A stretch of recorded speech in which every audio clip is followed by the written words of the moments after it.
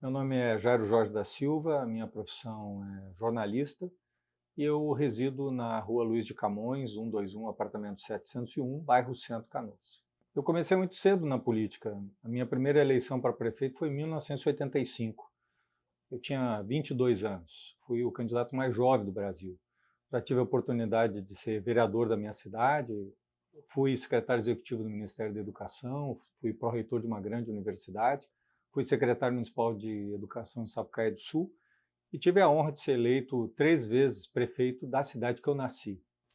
O dia da operação foi um momento muito difícil para mim, talvez o mais difícil da minha vida.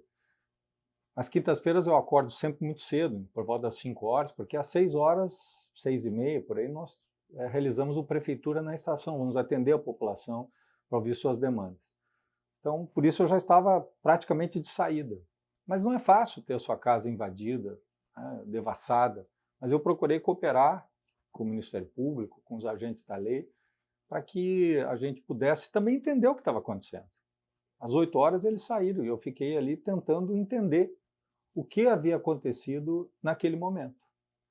Eu recebi a orientação de respeitar o processo, a operação.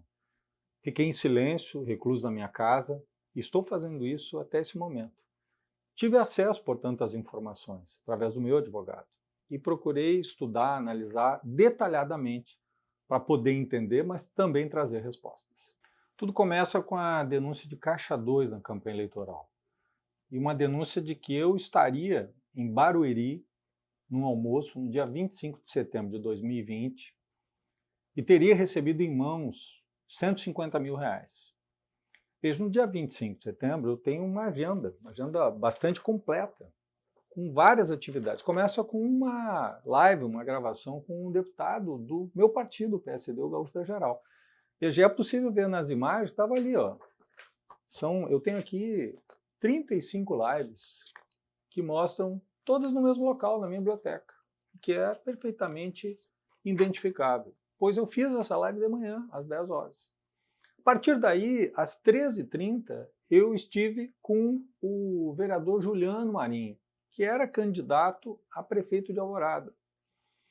Às 14h30, eu tive uma reunião com o presidente do Sindicato dos Lojistas de Canoas. Não só eu, está aqui inclusive, ó, documento primeiro do Juliano Marinho, afirmando, né, que teve essa reunião com os seus posts, né, eu também postei isso.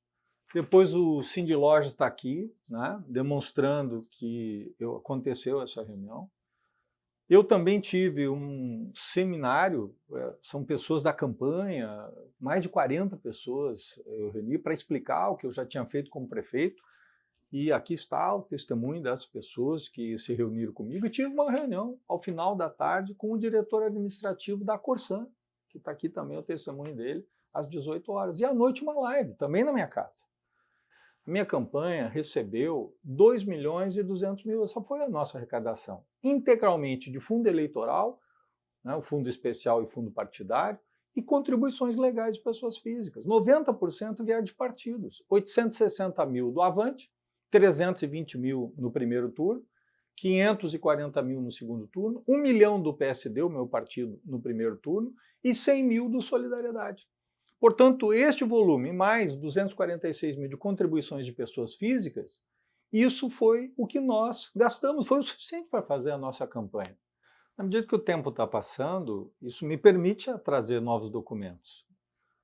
É impossível estar em Barueri às 12h30 e estar em Canoas às 13h30. Veja, Barueri em São Paulo é mais de 1 hora de distância. Veja, um voo, mesmo um voo fretado, é em torno de 1h10, 1h20. Portanto, é impossível estar, né, em 2 lugares ao mesmo tempo. Eu vi na decisão que há uma dúvida, um lapso de tempo. Na verdade, a reunião foi a 1h30. O vereador Juliano, vereador de Alvorada, ele postou isso.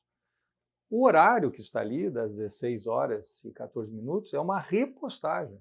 Ou seja, aquele post que ele fez, eu coloquei nas minhas redes sociais posteriormente. Mas é importante lembrar que a reunião foi realizada às 13h30. Então, este lapso, na verdade, não existiu. Eu não estive em São Paulo no dia 25 de setembro. Não existiu essa reunião. E eu não recebi R$ 150 mil desses empresários.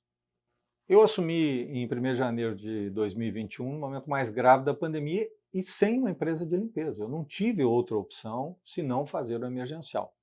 Isso foi feito rapidamente, no dia 17 de fevereiro, com parecer da Procuradoria-Geral do município, procuradora de carreira. Eu recebi o contrato para assinar. E assinei esse contrato, foi publicado no Diário Oficial no dia 18 de fevereiro. Pela gravidade, lembrando que o auge da pandemia se deu exatamente a partir da metade de fevereiro e março. No dia 30 de abril, recebo uma informação do Tribunal de Contas, que foi muito importante. A partir dessa informação, eu determinei uma apuração prévia, que identificou vários problemas. Determinei uma abertura de sindicância, demiti o diretor, porque, pelo relatório do Tribunal de Contas, a responsabilidade maior era dele. Secundariamente, do secretário, que eu afastei. Dei uma oportunidade a ele, ao secretário, para trabalhar no Hospital Universitário como diretor financeiro, porque eu entendia que a responsabilidade dele era menor. Ficou um período curto, poucos meses. Mas é importante lembrar que a prefeitura tomou medidas imediatas. Por exemplo, o termo de dispensa de licitação não havia sido publicado, nós fizemos a publicação. Nós também glosamos o contrato, e isso se deu antes da decisão do Tribunal de Contas. Veja, no dia 19 de maio, a decisão do Tribunal de Contas se dá no dia 26 de maio, nós já glosamos os valores. O contrato original era 3,5 milhões.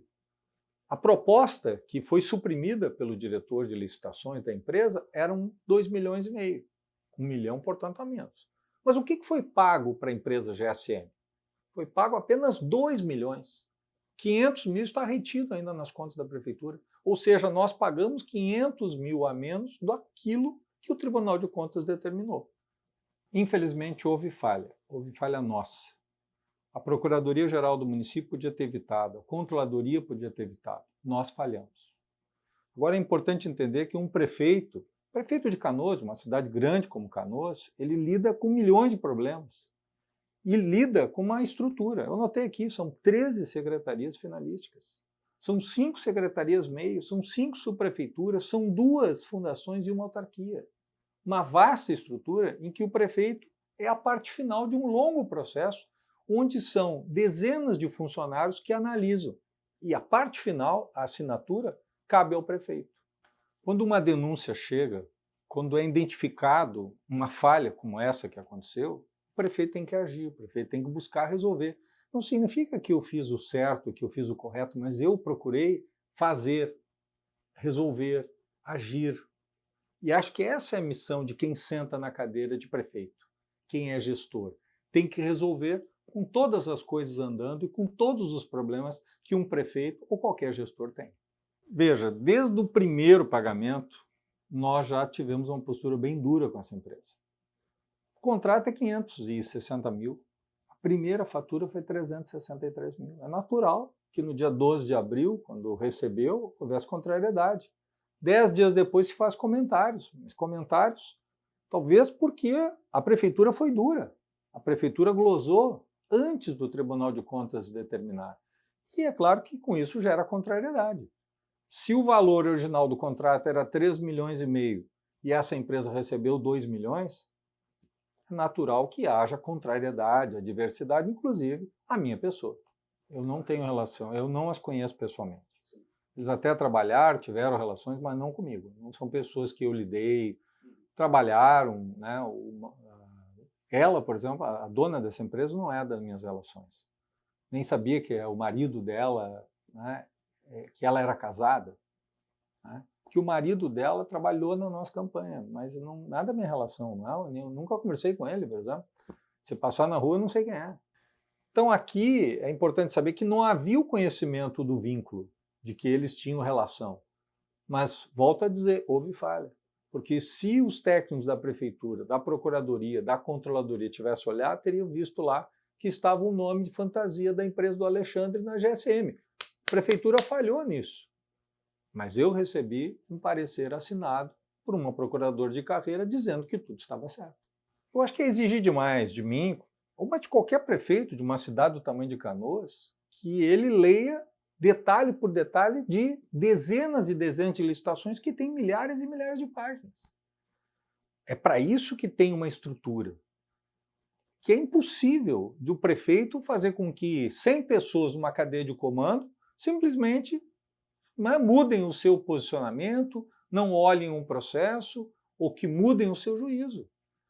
Essa cadeia de comando, formada por profissionais de carreira, que me levou à decisão. Caberia a eles a observar, analisar, verificar as falhas. Mas eles me deram um parecer dizendo: está tudo correto, está tudo perfeito. Em face do que o Tribunal de Contas apontou, eu procurei agir, procurei fazer o melhor. Demiti, afastei as pessoas, glosei 500 mil a mais do que o tribunal determinou e antes do Tribunal de Contas determinar. Numa situação como essa, eu procurei fazer o melhor, mas a prefeitura, infelizmente, errou. Veja, na licitação da GSM, como eu já falei, houve um erro, porque a empresa que apresentou o menor preço foi retirada. Mas isso não aconteceu na licitação da SAMU e da gestão do Hospital de Pronto-Socorro, porque em ambas licitações, quem ganhou nos processos emergenciais foram instituições que apresentaram o menor preço. Veja, no emergencial da SAMU, 9 empresas participaram, inclusive a empresa que estava em contrato emergencial da gestão anterior.